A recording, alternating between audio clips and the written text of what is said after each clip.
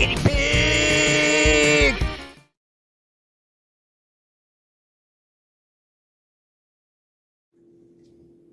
Hi, I'm Alyne. Welcome to my kitchen. Uh-huh. And today I'm doing another Cooking Basics 101 my way. And what I did it her way. That's it. And today I'm making homemade cheese sauce. Now, this cheese sauce can be used for many different things. You can use it for nachos. You can use it for macaroni and cheese. You can use it for cheese sauce over vegetables. You can use it as a cheese dip. And a lot depends on which cheese you put in it. But the basic cheese sauce, the one you would use for nachos, the one you would use for the macaroni and cheese, the one you would use for to go over your vegetables, is what I'm making right now. And this is how I learned to make it. What you're going to need is 2 cups of milk.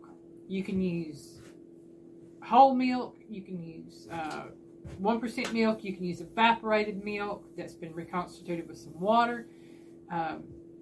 You know, your choice on the milk you use, right? And roughly 2 cups of cheese. I've got some cubed Velveeta style. I think it is called Clancy's from Aldi.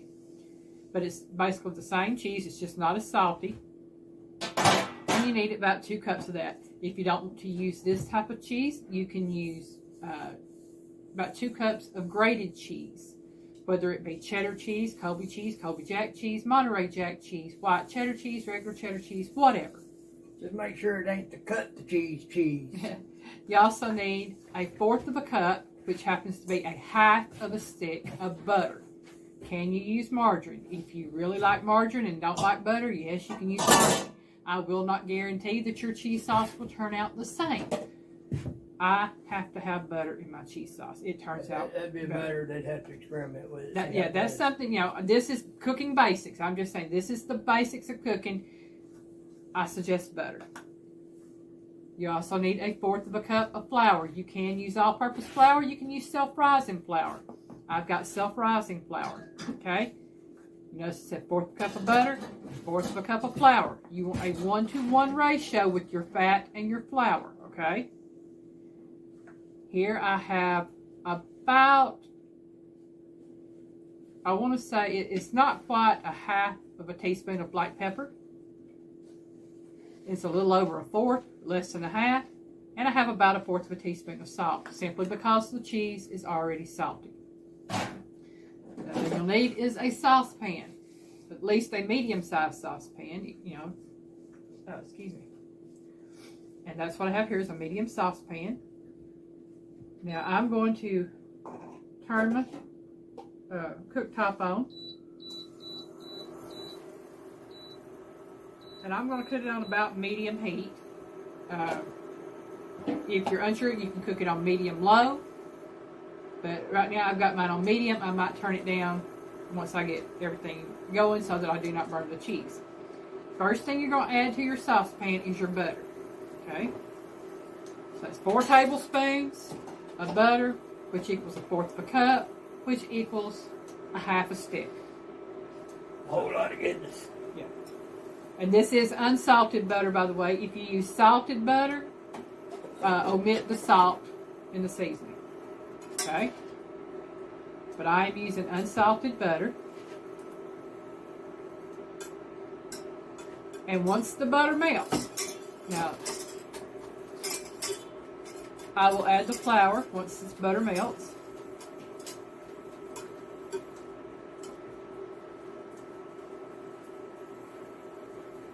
Okay.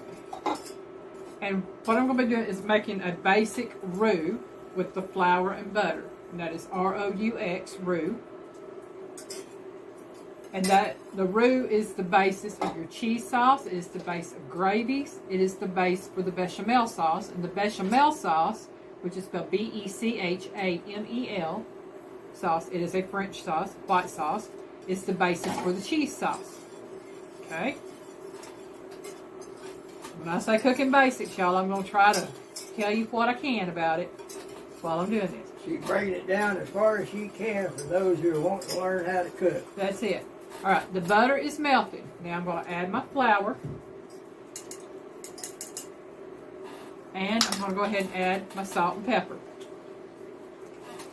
And you see I've got a whisk. I'm going to whisk all this together. And I'm going to cook this flour for at least 2 to 3 minutes. And matter of fact, I'm going to make sure I do it for 2 minutes. So I'm going to set me a timer for 2 minutes. And the reason I'm going to do this is because I want to make sure the flour is cooked. And that way, y'all know that I cooked the flour for the 2 minutes. And I'm actually going to turn my temperature down to 275. I had it set on 300. I turned it down to 275 because I don't want to burn this. Actually, I'm going to turn it down to 250, which would probably be about medium-low heat.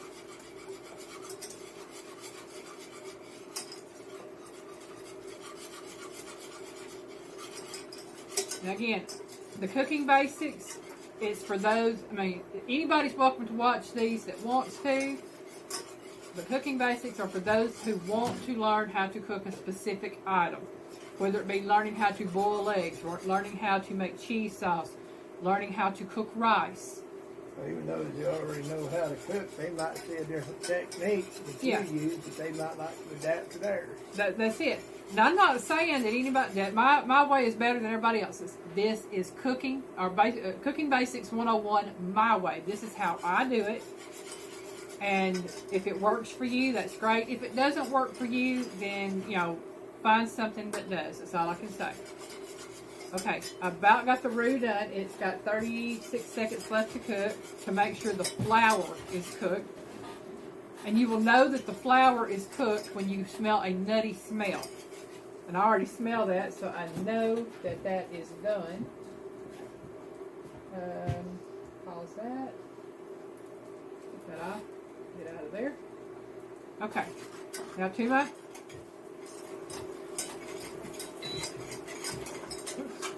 my sauce.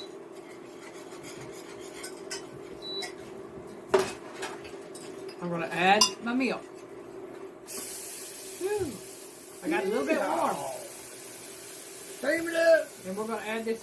You see I'm not pouring it all at one time. I am adding it gradually. Why is that? Because if you pour it all in at one time, it's going to seize up. By pouring it in gradually, it allows you to get everything blended in and mixed up, and your sauce is not a lumpy, clumpy consistency. Oh.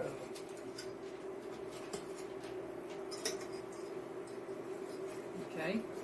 Folks, that's an example of, I'm going to ask the questions a lot of people think they feel stupid for asking, just to show you there ain't no stupid questions. Right. When it comes to cooking, there really are no stupid questions. All right. I let my flour cook just a little bit longer than I possibly should have, but that's okay because I'm fixing to add my cheese sauce, or my cheese to make my sauce.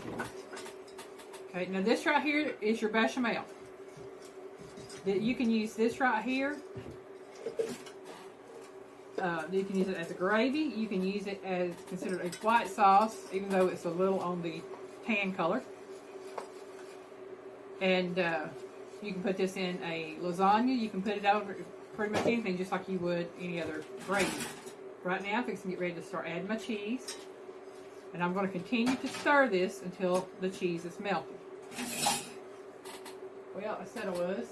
And the reason you want to continue to stir is you do not want your cheese to stick to the bottom of the pan and burn. Okay? And you see I'm adding my cheese gradually, giving it time to melt down before I add the next layer, the next section of it. And if you want to mix cheeses, you can do that. If you want to use some of the Velveeta style or whatever processed cheese like this that you use. Y'all, I'm cutting my... So could you use the block cheeses instead of the processed cheese? You can use the grated cheese, and I suggest if you use grated cheese that you use the block and you grate your own, because there is something they put on the store-bought shredded cheese. Yeah. It's an anti-clumping agent, and it really impedes the melting process of it. It makes it real stringy instead of smoothly melting. But yeah, you can get block cheese and grate it up and melt and put it in there.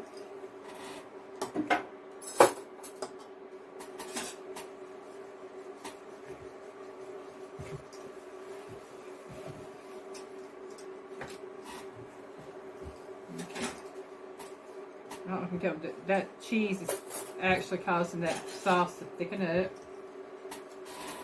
And y'all, normally my cheese sauce turns a yellow color. This is turning a little bit of a brownish color, but that's fine. I think it's a mixture of, I cooked my flour for just a touch too long, and that happens. There's nothing wrong with it. You know, you don't have to throw it out and start over. This is letting you know, if you do let it cook just a little bit longer, that's fine. Just know to, next time you cook it, Don't cook it for as long. Don't cook it for as long and cut your heat down. Okay. Oops. Y'all, I lost a piece of cheese right there. Found it. Hey, don't be losing the cheese now. That's it. That's good stuff. That is. Okay, there's Biggie a bowl to wash. Okay, I'll go ahead and start washing these. Okay. You done got all those dry. And I know that there's still cheese in there that hasn't melted because it was inside my whisk. You want to stir this continuously until all the cheese has melted.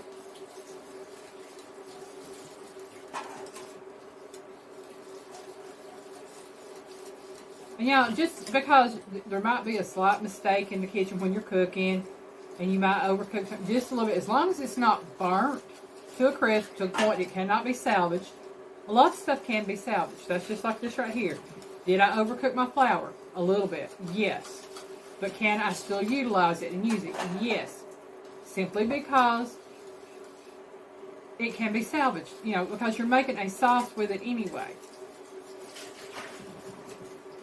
And yes, this could still be used for macaroni. It could still be used for nachos. It can still be used over vegetables. You can do whatever you were going to do with it. It might not be that bright yellow color that a lot of cheese sauces are. Or it might not be the white color that some cheese sauces are, depending on which cheese is used. The bottom line is, you ain't going to get it perfect the first time. And it shows that even a cook of many years and decades can mess up. So it's not an end of the world situation. But for me, this is about Cooking Basics 101, showing that this is the process you go through to make it. If you make a mistake, this is how you correct it. And by correcting it, I turned the heat down. I continued stirring. I added my cheese. And I have a very nice cheese sauce there. Okay? And this cheese sauce will be used in another video. And if you watch my channel regularly, you will notice that you've watched the video with the cheese sauce being used prior to watching the cheese sauce being made. Because you're going to put this one after the other. Right. This one won't be out. I'm putting it out on Friday, March the 1st. This is my March Cooking Basics 101 My Way videos. And this is going to be used in a video that will be coming out on Monday, the 26th, I believe it is, of February. And it will be used in a dish called Porky Chose. Porky Chose! Okay, so that is my cheese sauce. I'm going to let Piggy get me a picture of that if he wants to. I don't think it's a matter of want to. I think it's a matter of baby needs to pick. So Piggy gets a pick. Yeah. And I know everybody's going to say, that looks like gravy. Well, that's basically what cheese sauce is. It's a gravy. And like I said, just because it's not bright yellow or creamy looking white, it is a creamy cheese sauce. So get this out of the way here. Let Piggy do that. And I'm going to leave this sitting here on the table because we're going to be using this here in a moment. So I just wanted to show y'all how I make my cheese sauce and wasn't planning on showing you how I recovered from a mistake on it, but it's a good thing I did because 2 lessons in 1. A mistake can happen anytime you're cooking. if you overcook a little, like I said on this right here, well, yes, you're having brown cheese sauce, but that's okay because you still got cheese sauce and it's good. That's the main thing. And you know the next time what you did the first time. So when you do it the next time, you cut the heat down and you don't cook it as long. There we go with that. So I thank you for watching. I hope you learned something on this one.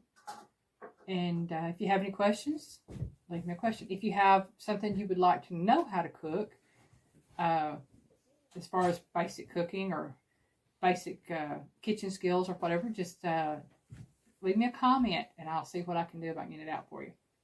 So thank you for watching. Have a great day. Bye, y'all.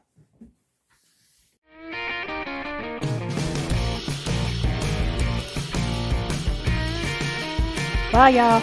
Work,